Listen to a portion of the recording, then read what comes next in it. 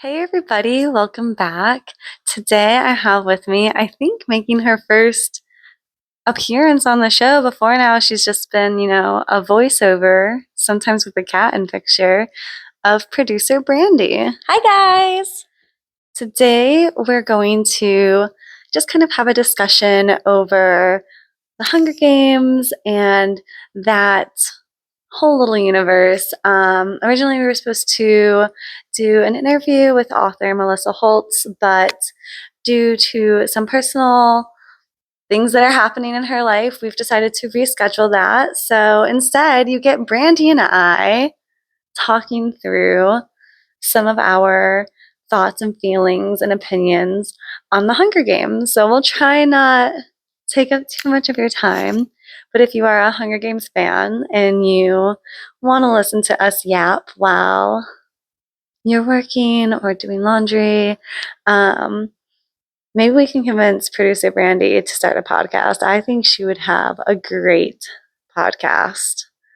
And with that, I'm going to hand it over to you, Brandi. Well, thank you. So I went ahead and just kind of wrote some questions down as I was just kind of thinking about them. And I figure it's at least a starting point, and then it may just diverge to other topics when we've gotten talking about this before. But I figure we'll start with more of a generic question here. Bye, Artie. See you later. We're both big fans. Yeah, I have my little nerd pin on from high school when I would go to the midnight premieres. So, we're here for this. We've been fans for a long time, and we've both recently reread or listened to the entire series. So we got talking one day, and we were like, "Wait, no, this is great content. Like, we should throw our thoughts and feelings on the Cozy Cat Reader channel." And so that's what we're doing. If I'm going to get on screen for something, it's going to be for the Hunger Games. So I'm excited. So, okay, Mackenzie, here's my first question for you. If you had to be from a district, which district would you pick? Okay, so I think I'm gonna give two answers. I'm gonna give two answers for a reason. I would pick District 4 because I really like swimming. So growing up in a fishing community where there is a place to swim and grow that activity, the person that I am today, I know I would thrive there. Well, maybe not thrive. Is anybody thriving in the districts? But if I'm giving my real answer, girl, you know we'd be in District 12. I mean, physically we are. Physically we are in District 12. So if we're going where would we be in District 12? Yeah, but where would you want to be? But I thought I should throw that out there too. So what about you? So when I thought about this, I really was not sure, but I think I would want to be in District 3 because in my mind, they have to be the most educated. Because if they're all going to work on electronics, they're all not going to be as smart as Beatty or Wyrus, but they have to still be given some kind of education. And so I like to think that I would have a working mind there. And I don't know what I would do with it, but I don't know. In my mind, that seems like a good place to be. You're still considered well off. You're important. You're probably living still a better life than somebody in District 12. But also, I don't have to go do manual labor as much, maybe. I don't know. I love that answer. I think that's a great answer. Also, just would love to point out that we both picked districts that are higher up, but we avoided 1 and 2. I mean, 4 is technically considered force fishing. Force fishing, but what's the word that I'm that's I was gonna say a capital. It's a career district. Yes, thank you. Oh my gosh. I knew where you're going, but I was like capital, and I'm like, that's not the word career. I'm like, what do I want to say? We both picked not the mega career. I think it's because you don't know a ton about the careers, so I'm I don't feel like I know their world because she doesn't. Katniss, who is our main character for most of this series, does not interact with them, and even when them. Well, she does. Yeah, you're right. She does interact with them. She interacts with them. Sorry, yeah, we probably shouldn't use the M word. As she unalives them. Oh, God. She does. That's the safe algorithm word. Yeah, you're right. You're not wrong. Who's Textiles? That's further down. Is that 8? I think so. That was going to be what I guessed. Because is one It's like 8 or 6. Is one entertainment? What is one? 1 is luxury. So I was gonna say, like, if you Luxury. want, Okay, that's why I think I was going with textiles in my mind. yeah. And then 2 is the Peacekeepers, but they're technically like graphite or granite or something. Whatever their cover story is. I don't know. 2, I just like, don't care about you. And then, I mean, luxury goods sounds good, but then I kind of envision everyone somewhat working in sweatshops. Oh, yeah. Yeah. Because I don't know, even if they're still kind of a favorite of the Capital, unless you're like fighting besties to be in the Hunger Games, like you want to push yourself to like the top of the pack. I still don't think they're living a great life. I don't think they are either. And you know, the reason why I wouldn't want to be in 1 or 2 is because there is this like level of expectation that at least some of the kids are going to be like trained their whole lives to volunteer. How are those kids picked? What is that whole process like? That might be an interesting story to eventually dive into, because there are these 2 whole societies where there is a set group of kids that train for their whole lives to go off to the Hunger Games. And yes, a majority of them win, but it's not guaranteed. And like, that is somebody's whole life. And then like the rest of the district is maybe like safer because you know who's going to be the tributes those years. Something you said actually kind of takes me to not my next question, but the next question. So we'll circle back to my other generic question.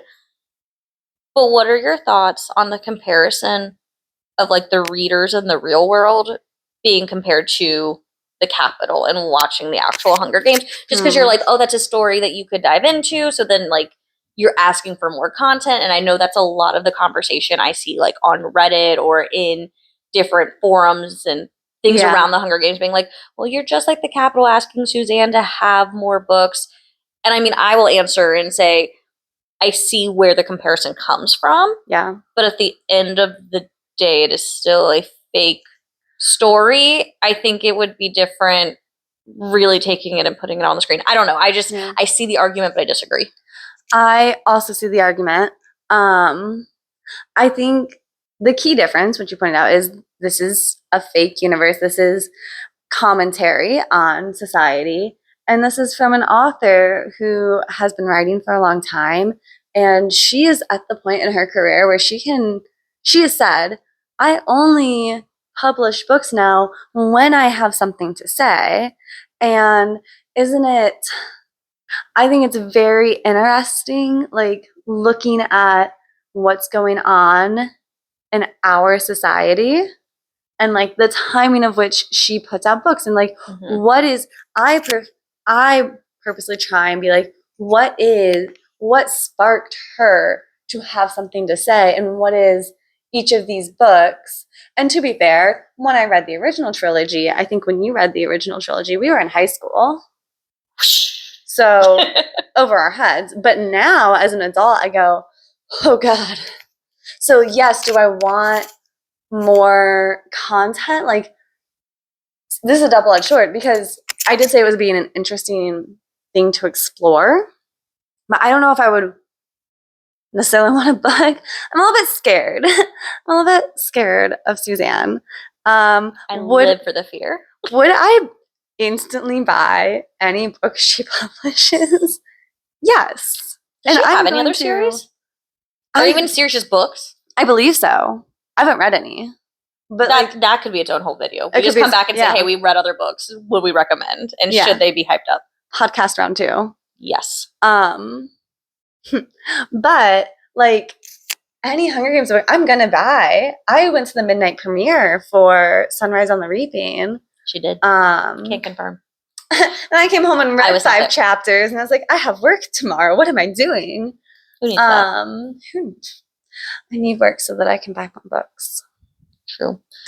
But I guess my point is, it is a fictional world, and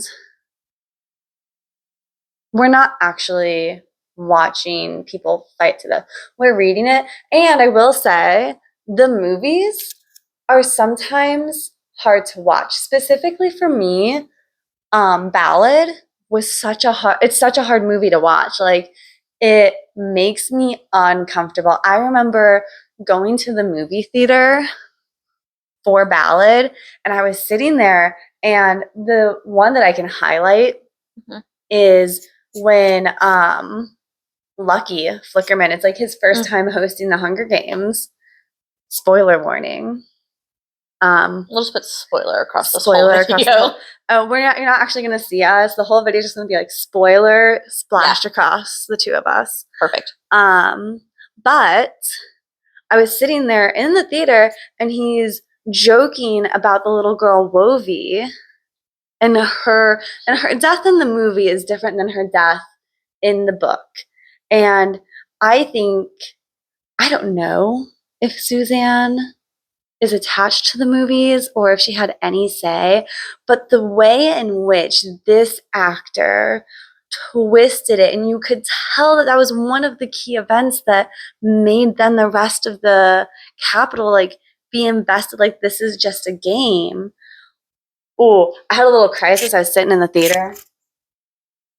I'm like, oh my gosh. And people are laughing around me because he like makes a joke, and people are like, ha ha ha ha ha. And then I definitely felt like we were the Capitol citizens. I was like, oh my gosh, everyone else is laughing about a little girl dying. And this joke that this man, I'm like, it's not funny. It's alarming. Okay, do you think, because I mean, I did not see Ballad in theaters. Okay. So I didn't like watch it with anyone. I've only seen it by myself. But we went to a movie marathon of the Hunger Games. Of all 4 movies, the first original movies, all in a movie theater back to back, which I highly recommend to everyone. Watch them in a row. They are amazing. Bring blankets. Spend lots of money on theater food. Clearly the people that went to this event are Hunger Games nerds. Like, you're not just going to this just to be like, I have nothing to do for 12 hours. You're not just going to camp out in a theater all afternoon and evening. So there was a lot of times as we watched this movie or movies that like collectively, like you could feel the room be upset about things or have opinions. Like, I mean, obviously everyone's like sitting there, left hand, like Rue is dead. You know, the group was like, okay, we're on the same page. Yeah. Do you think that group would have laughed with with Lucky doing that kind of thing? Or do you think you would have more of a better ambiance is not the right word. I don't even know. Atmosphere. But yeah. I don't know. I think that's a really good question. That's what I'm here for. Producer Brandi is just a mastermind. So I'm the one like, sorry guys, I'm moving around a lot, so hope you're enjoying. Okay. I mean, I am too. You're like getting comfortable. Yeah, I'm cozy in my little blankie. We love these little chairs. But that's not what this video is about. That's the next one. That's our sponsored video. Chairs brought to you by Mackenzie. I don't know. I don't know, because then when Matt didn't see Ballad with me in theaters, I went with some girlfriends and we watched it at home, and our reaction was, he had the same reaction that I had of like discomfort and and let me just confirm for myself and the viewers. Wovie dies in the movie from the snakes, correct? Like the tank is dropped down in and it like opens up and she's just kind of like engulfed, right? And the snakes are rainbow colored. Oh yeah, because that's why she's drawn to them. And she like comes out and has like these big eyes, and she's like, is it candy? And then it like cuts to Lucky, and I forget the first thing he says, but something like, oh, I don't know if it's candy. And he's like, he's like, I don't know if it's candy. And then the glass explodes and the snakes go everywhere and she dies. And he like very excitedly goes, down goes Wovie. And like the way he said it was so jovial that like you kind of like watching like a knockout or something like that, where it's like, oh, well, they just like fell off. And it's just like, no, like actual props to this actor, because like that's what he was supposed to do. I think it was the fact that like I was in a theater and like I had some friends around me, but I was on the end of my little row of friends. So there was a stranger sitting next to me. There were a whole bunch of strangers in the theater. And, it's dark. Mhm. And this terrible scene happens. And I also, after I get done with this, you'll have to answer like how you felt about the Hunger Game, like this games in Ballad being portrayed on film, because I think they had more age appropriate actors for that one than they did for the original trilogy. But then like everyone was just like there was laughter, and I was like, ooh, I know that's like kind of what they were going for, like probably the director and maybe Suzanne was like, see, like maybe a little bit inception of you're the capital in this point. But I was just so uncomfortable. So, okay, I'm thinking about your question now because I'm like in my mind having to go through like different casts to be like, okay, like what did that Hunger Games look like? What did this one look like? I guess it's really we're comparing to because clearly everyone's older in Catching Fire. Yeah. They've grown out of it. I don't think they look that much younger, but I'm going to make the argument that I feel like the original Hunger Games cast looked older because they were supposed to be playing our age. So they were technically not our age. When these first movies came out? Well, yeah, I'm saying like we're not teenagers anymore. Yeah, we are. I don't know what you're talking about. I'm 15. I hope not. I had to pause. I had to stand up for a second. So sorry, Brandi. I interrupted you. No, you're okay. I'm trying to think where I was. So you were saying you're 15, and as much as I love you, you're right. I'm 16. I'm sorry, I did lie. at least make yourself legal. At least 18. Okay, fine. I'll admit that I will add 2 years to my age, and I can be 18. No. So when the movies originally came out, we were teenagers. Yes. So those actors were trying to portray somebody that would have been our age. And clearly we know that most of the time you're aging up actors to play things. So they looked older. Whereas now we're watching these movies back, even though I'm only 16. Oh, I see your point. They are actively younger than us. And so they do feel younger because I feel like I watch back the Hunger Games. And even though I'm not their age, I am older than those actors at this point. Yeah. They still like feel like they're older than me, if that makes sense. Like I feel like I still put them in that category in a different way than watching Ballad. I don't know if that makes sense, but in my mind, that's where I don't feel like they are legitimately more age appropriate. I would love to know what the age difference actually is. I see your thought process and where you're coming from, but I also just like genuinely believe that they had either younger looking actors. You should like put a blurb in somewhere and be like, turns out we were right or wrong. Yeah. Editor Mackenzie, we have a job for you, or maybe for producer Brandi if I can't find the information. Producer Brandi will Google it.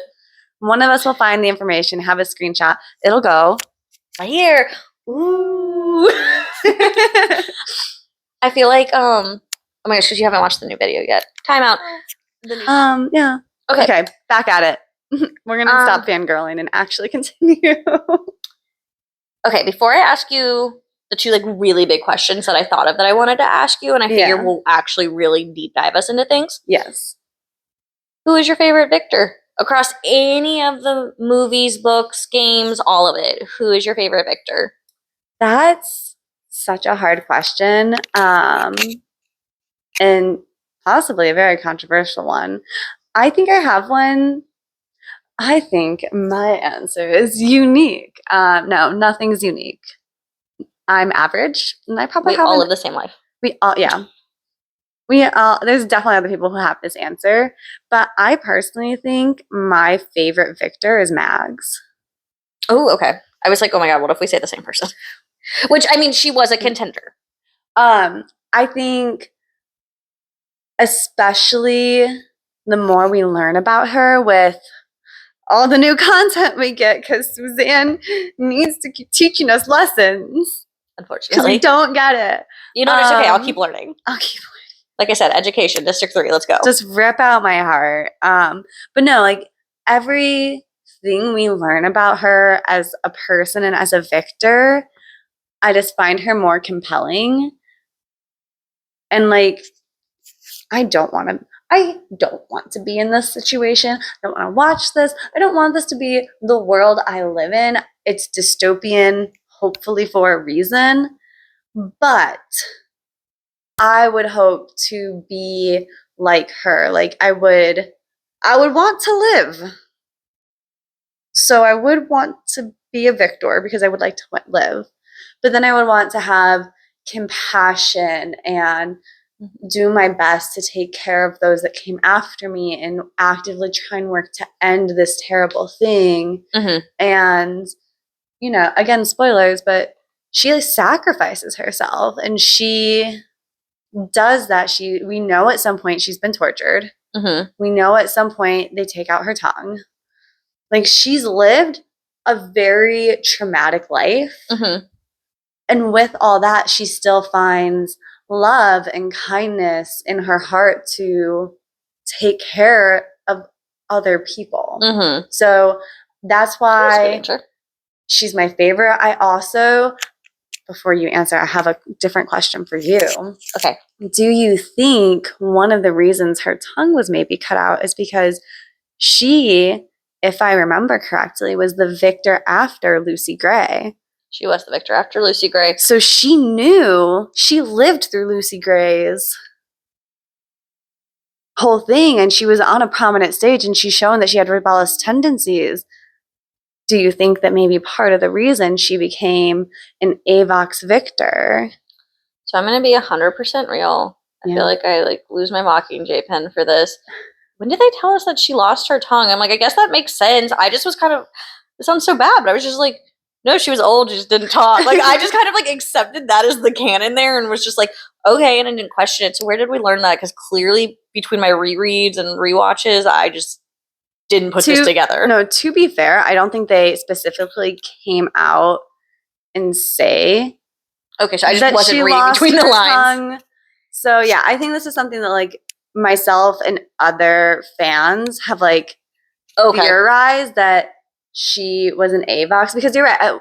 At some point, we know that she does talk and she has all of these things, but also like by the time we see her in the original trilogy, she doesn't talk, and she, especially in the movie, like the way she gestures to her mouth and like that, I think reinforces the reading between the lines of the book. I think I always just took that to be more of like a trauma response, which I guess now, again, now knowing her in Sunrise, it is interesting. My assumption would be, I mean, you're getting this whole thought process on the fly, so I could have bad thoughts. I really threw that at you. No, you're okay. I'm just like thinking through. So obviously, like they beat her. I believe she can still speak after Haymitch. So then Wirus and Mags are tortured after Haymitch's games. Because she's in a wheelchair, correct? I believe so. And Wirus has just completely lost it. Yeah, that's where she's become very much the nuts and bolts vibe. Or bolts. Is it bolts? Bolts? Nuts and... Sorry. Bolts? Nuts and bolts. I think I always just go bolts in my head. Sorry, my messages. Sorry, I was definitely like, I got so worked up. I was choked up. My assumption on the fly is that they did this again at some point. Somewhere between Haymitch to Katniss, they kept trying to spark this rebellion. Definitely. And I think over time, whether it is they cut her out her tongue or it's they just kept beating her, and like, because you think like there's a lot of kids that don't speak when they've had different kinds of trauma. True. Like they regress in their speech development. That, I mean, I think you could also do that as an adult, or it's maybe not speech regression, but it's just you become kind of locked in your mind. Argument. And to your point, I think there has been people that point out online that they think Annie was supposedly another attempt at becoming the Mockingjay because her arena failed and it flooded. That's valid. And again, exploding the tank. But was that actually the plan? And Annie happened after Finnick. Because Finnick is 21, 24? Oh, girl, all I know is that he was 14 when he won his games. The youngest ever. So then I think he's 24 because it's been 10 years. I believe it's been 10 years, and then I think Joanna is 21. Okay. I think.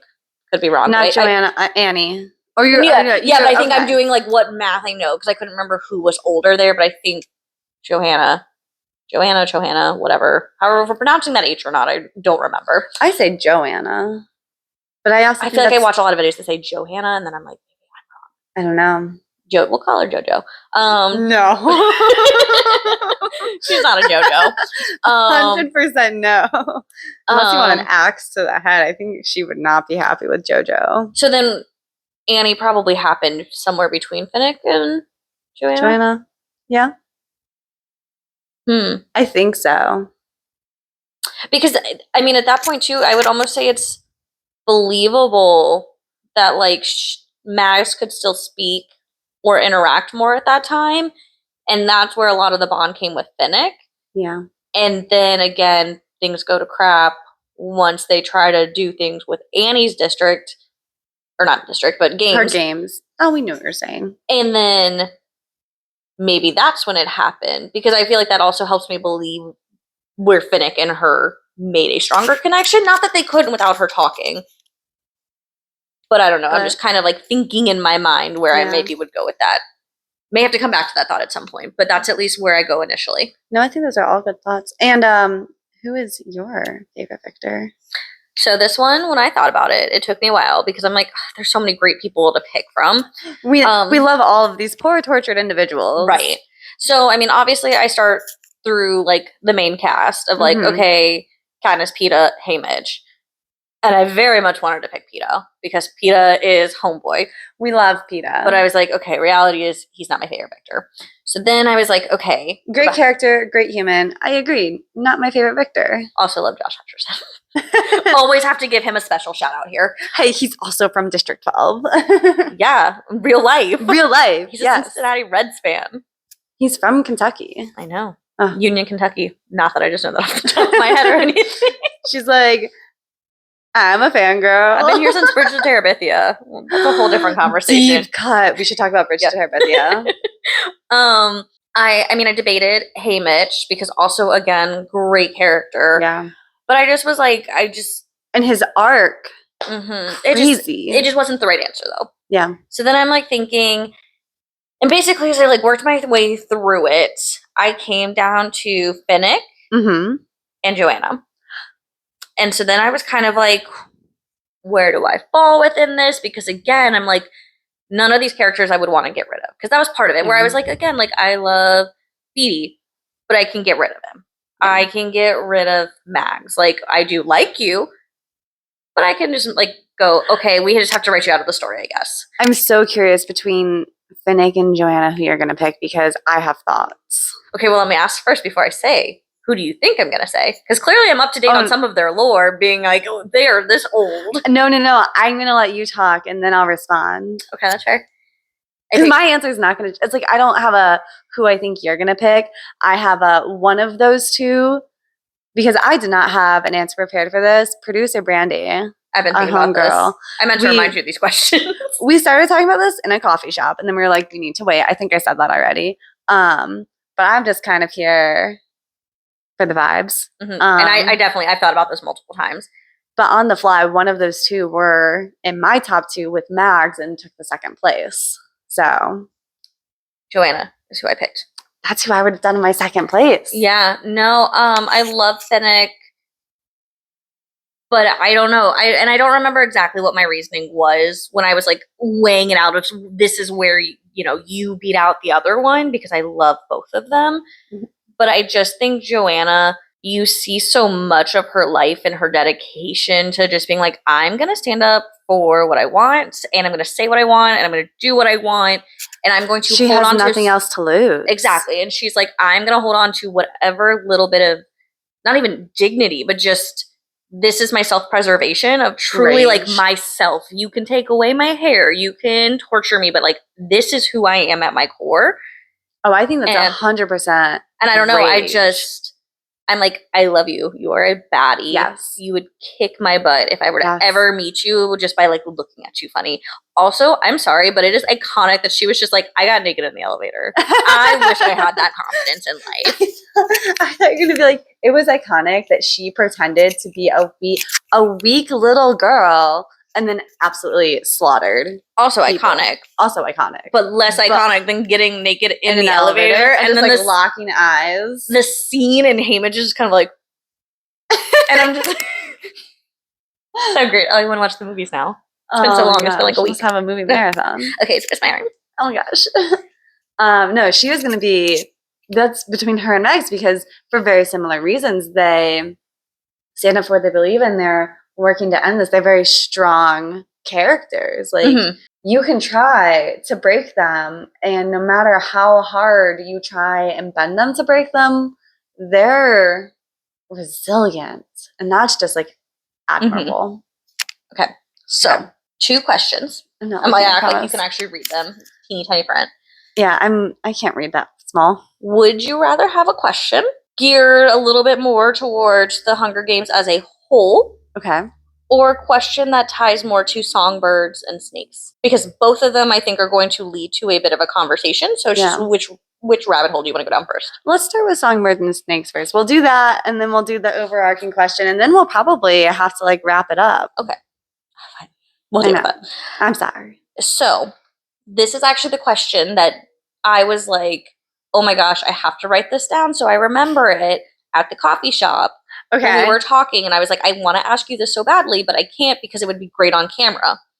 So, oh no, should I be nervous? No. So for backstory here, we really dived deep into Songbirds when we were talking because we had both just finished, like I had just read it for the first time. You had just finished rereading it. I was prepping for my Lost the Plot video. So it was like, okay, let's really dive deep into this. And we talked a ton about Dean Highbottom. Yeah. And we had different opinions. Yeah, we have a lot of opinions about what we think took Snow out to the districts, if he would have gotten in trouble, if it wasn't for people pushing, and that could be its own whole video. We talked about that for arguably way too long because we were like, but what if? Honestly, though, we should start a podcast and we should do like 1 episode a week and we read 1 chapter and then we talk about it. Of the Hunger Games? Yeah. Hunger Games podcast. I'm sure there's one that exists. The real life 15-year-old Brandi would be living for this. I'm sure. Even though I am just 16 now, it was just a year ago. I'm sure that you're 18. This was 3 years ago. That's right. I had the extra 2 years, so it's YouTube. Okay.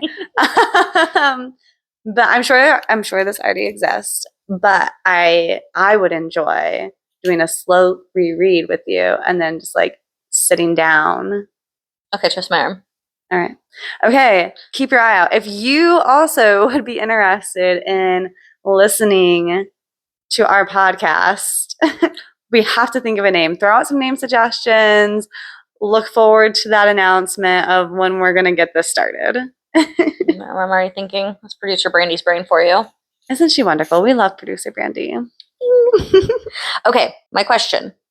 And I love the way that I'm going to read this out the way that I wrote it in my notes so that I would remember it. A dramatic reading. And I just want you all to know that I was trying to save myself some time to, write it all out as we were having an active conversation. Fast writing. Would Snow have turned out better if Highbottom had been like, yo, I'm your dad's friend, and mentored him rather than acted like an ass? Okay. Because why did I close my notes? If you remember when we were talking about this last time. Yes. We again got into Dean Highbottom is the one that's pushing him out of the way, really wants to get rid of him. Like, Dean Highbottom clearly hates Snow. Like, that's very much made clear in the book and movie. There's anger on Highbottom's part to Father Snow. Father Snow. Father Snow. And I just, in my mind, I feel like Snow became a lot of who he was because he didn't have anybody there truly in his corner besides Tigress. And so I'm like, what if Highbottom had come in and again mentored him and been like, let me foster better relationships and again educated him on like, this is why this is a bad idea. This is why we shouldn't be doing this rather than just being like, I hate you. Okay. I love this what if. Are you ready for my No, spiel? but yes. Okay. Such a good question. But love it. I agree 100%. One of the biggest things that we talked about, so, eventually when we start the podcast, we'll like rehash this. But that like Snow's role model growing up is his grandmother, who is angry at life in the situation that she's found herself in, and is very much pushing the propaganda of us and them. They are different. They are less than. While still And also talking up his father.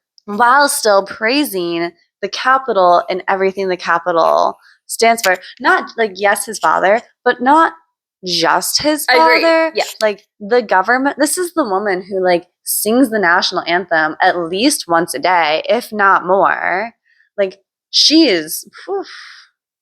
I just think there's nobody that really ever talks bad about his father throughout the series. And so like, and we have Tigress, and she is a substantial character who voices like, and she's older than Snow, right? Like she voices. No, I don't think she's like a ton older, but she is, yes, older. But she has more memories of his father. In my mind, they're like 3 years apart. I don't know if that's true or not, but in my mind, they're 3 years apart. But I think she still has like more memories of Cornelius's father, and she like there are times when she's like Cornelius or Coriolanus.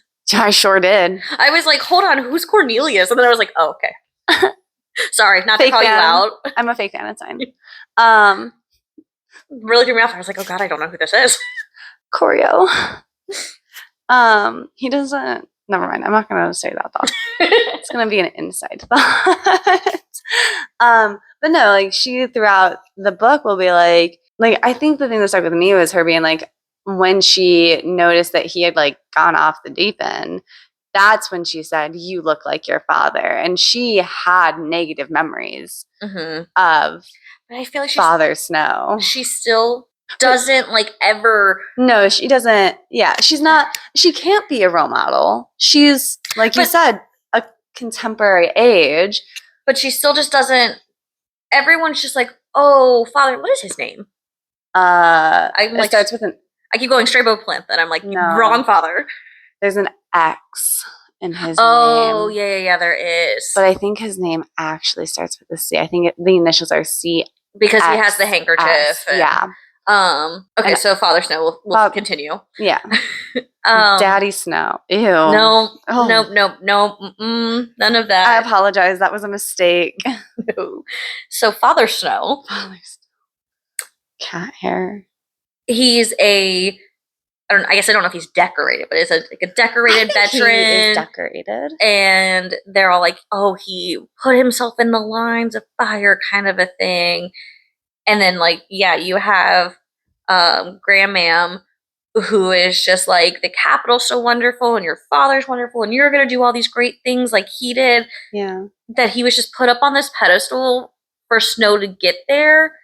And I just think if Highbottom, because I'm like, we'll circle back. I forgot this is where it started. To your point. I'll let you finish, and then I'll go to your point. Highbottom could have been the one to start knocking down some of that, or at least planting doubt and saying, hey, are you sure your father was this person? And hey, it still could have driven Snow to be like, no, I hate you more. Like, how dare you talk about my father that way? Or it could have been like, hey, we fostered a relationship, and maybe Snow isn't garbage. So we have, and Artie is so Artie is over your answer. She said, no, Brandy's right. She's like, how dare you say the wrong name? And also the only thing I can think of an X name is Xerox. It's not that. That's definitely not. I guess I could look it up, but you answer. That's definitely not his name. But we have this moldable young human. And I think we also know that Highbottom does not agree with this. Like, did he come up with it? Yes. But like, he never wanted it to go outside of him and whom he considered his best friend. And unfortunately, the human condition, we are imperfect and we can't see the future. And so instead of reaching out to this young child who had nothing but a cousin and a grandma, because theoretically the grandmam at the beginning would know, like, oh, High Bottom and my son were, because it's his dad's mom, yeah? I don't know. But she would know that this is a person that his father was friends with. I would say yes, because I do think, because she's very much like Snowlands on top kind of a thing. So I would assume yes, but I don't know if we know that for a fact. We may know that. Maybe one of us will I can maybe screenshot. I can maybe check that in a second, because I did look at the name. But I think she would let him into her home. If he could have looked past his anger and looked towards the future instead of just like constantly self-medicating, I think we have such a potential of him like taking Tigress and Choreo under his wing and really affecting change. And to an even greater extent of like, education is important. Like, that is what our teachers do. If we don't invest in quality teachers, we're not going to get quality minds. Everything's political. I said what I said. So if he was not self-medicated through this whole time, I think we would have more students questioning, and not just Sejanus.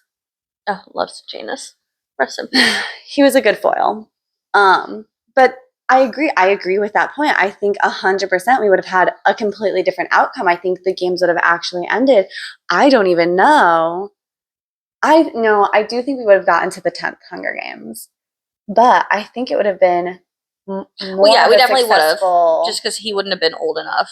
But like, I'm even saying all of the students who came before Choreo, if he would have actively been trying to make change and not just like being strung out because he couldn't handle his own guilt and faults. But the students weren't involved beforehand, so I don't know how much him bringing the students in would have made as much of a difference as versus when they get to that year. But those old students then graduate and they start shaping the minds of those around them and their children. Okay, valid. I think it's just in my mind, I'm like, they didn't really care that much about the games. And so it wasn't until later that they started to make it more like a like. I think we still would have had the 10th Hunger Games. I think you're right. I think we would have gotten there. But I think with all of these steps that could have happened. Mm-hmm. But again, he's just human. He was devastated with what he came up with in this betrayal of someone who was so important to him. I thought about this as you were answering too at one point. So we know, obviously, they worked on it together. They got drunk one night, and then they like wrote up this plan. Clearly, we know they both at least put something into it. Well, may I interrupt you? Yeah. I might mean not remembering something. They got drunk and we're talking about the assignment. Mm-hmm. And this was all High Bottom's idea. And in parallel to what President Snow would do later, his dad just wrote down the idea and turned it in for the both of them, which honestly did not put together until right this moment, but parallels with what Choreo does when he is still he's the only student that writes the proposal and then puts on. But those were still his ideas. Those were still his idea, but there's like a parallel of. Your answer still, I think, debunks what I was about to say. Because I'm sorry. No. I mean, I think that's good because I'm like trying to. I was like leaning forward. I'm like, oh my God, I'm so invested. No, I was gonna say, I forgot that High Bottom does like kind of admit, like, you know, like, I said these things, your dad just wrote it down. Because in my mind, I'm like, how much does High Bottom actually, like, how much of it really was his idea? Or like, again, I mean, you could still argue like, hey, High Bottom was like, we should have this game, the kids go in, and then was Crassus, which is his name. Crassus, Xanthos, Snow. It's not Xerox. So there's the answer. I was like, I've been refreshing so I didn't lose this. So that's the answer there. But did he take it and go, hey, this is actually like 20% your idea and like 80% my idea? But I think now you saying that, I'm like, okay, it was more High Bottoms. I think it was probably more like 90-10 High Bottom Snow. Yeah. Okay. That was just like and I forget where I even truly was going with that, but I started thinking, I was like, how do we actually know? Rabbit hole. Okay, so it's a long video. So we're going to wrap it up here in a second. We're going to do a lightning round for one final question, super fast, and then we'll be wrapping it up. So I guess I'll save my ending things for after our I don't know lightning round. I don't know why I closed that. Okay, so my last question. We know now that Effie is connected back to Sunrise on the Reaping, so we know how she gets into the game. She's obviously really good at what she does, that she's able to make a turn, gets a part of it. Pivots. Now, going back to original canon, in the first book, she says she wants to, like, get out of this district. Mm-hmm. Do you think at that point it's just her trying to advance her career, or that she truly doesn't have connections, or, like, obviously not doesn't have connections, but isn't connected to that district? Because in my mind now, she obviously is really good at her job, and she's obviously kind of not important, but, like, is trying to scale in Sunrise on the Reaping. That is it, just that, hey, because you haven't had a victory, you're not allowed to grow your career, but she still would have been, like, kind of friends with Haymitch. That's what this is my lightning round question. Try not to make it go too deep. My lightning round answer is this. I think she gets her foot in the door with Sunrise on the Reaping, with helping out when the stylist completely flopped. And I think because of that, she might have, we don't know, she might have, like, started as a stylist for District 12 and then moved up to like chaperone. But I think, and I've also read some, like, theories that the reason she stayed so long in District 12 is because she still remembers the boy who helped pick up her makeup. And to your point of at the beginning of The Hunger Games, the original trilogy, like, Haymitch is a completely different person than who he is in Sunrise on the Reaping. Like, she's potentially given up hope on him, maybe? I think. And that she's just like, I need to distance myself. Like, I'm putting up a boundary. I need to get away from this toxic relationship. I think, and, again, like, we both shipped them. I was about to say, I'm like, remember, they are in love in my canon. We both shipped them. But I think regardless of if there were any extra feelings for those characters in canon, I think we can all agree at a minimum there was a friendship.